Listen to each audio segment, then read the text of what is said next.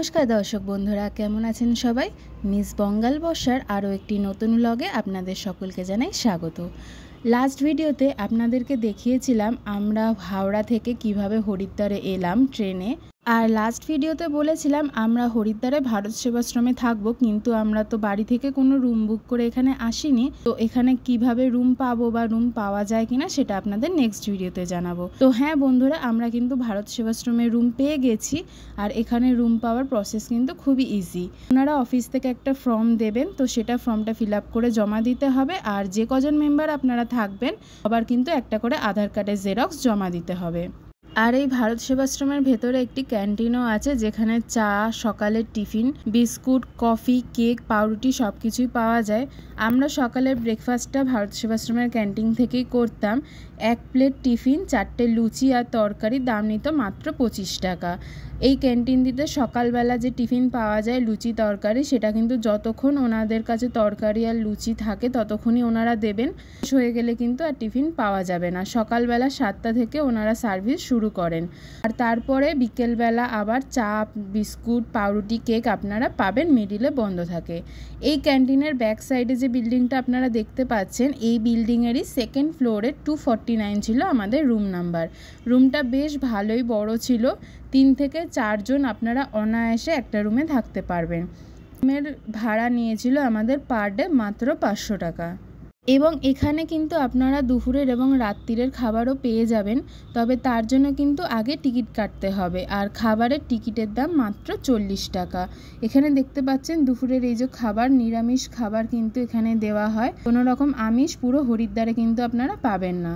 দুপুরবেলার খাওয়া দাওয়া সেরে বেশ কিছুক্ষণ রেস্ট নিয়ে বিকেলবেলার দিকে আমরা বেরিয়ে পড়লাম গাড়ি ঠিক করার জন্য। যেহেতু আমরা হরিদ্বারে থেকেই সমস্ত জায়গা ঘুরে দেখব বলে ঠিক করেছিলাম, তাই আমাদের প্রয়োজন ছিল একটি গাড়ির। তো সেই গাড়ি আমরা এই ট্যুর অ্যান্ড ট্রাভেলিংয়ের থেকেই বুক করে নিয়েছিলাম। এনারা কিন্তু শেয়ারেও ট্যুর করিয়ে থাকেন। যদি শেয়ারের লোক থাকে তো আপনারা চাইলে কিন্তু প্রাইভেট গাড়ি ছাড়াও শেয়ারেও এখানে এনাদের কাছ থেকে ঘুরতে পারেন যোগাযোগ করে নিয়ে।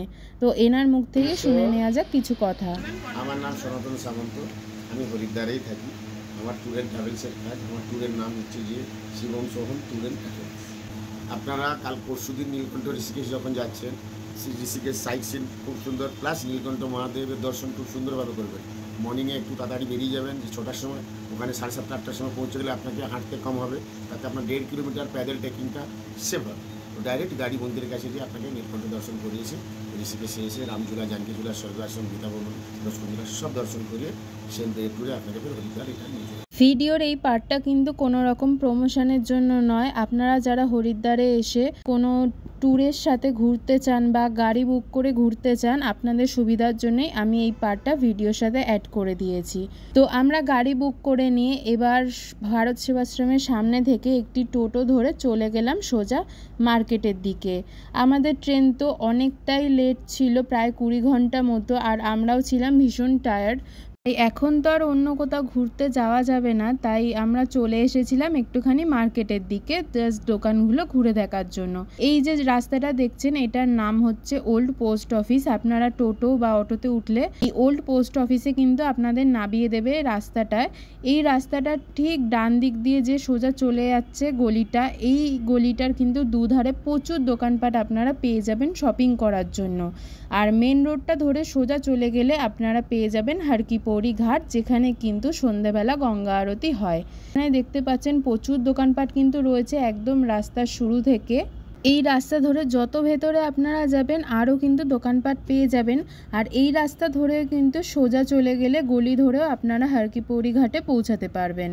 রাস্তার দুপাশের এই দোকানগুলোতে কিন্তু প্রচুর জিনিস বিক্রি হচ্ছে। আপনারা জামা কাপড়, শীতের জিনিস, কম্বল, চাদর সব কিছুই পেয়ে যাবেন। এখানে একটা দোকান থেকে আমরা এই সমোসা চাটটা খেয়েছিলাম।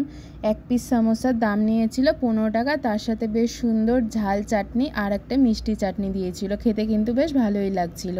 মার্কেটটার বেশ ভেতরেই আছি আমরা, দুপাশে অনেক দোকানপাট, মানুষজন, বেশ জমজমাট জায়গাটা। তবে আজকে আর কিছু কেনাকাটি করব না, শপিং করতে অন্য আর একদিন আসবো, সাথে করে আপনাদেরকেও কিন্তু নিয়ে আসবো।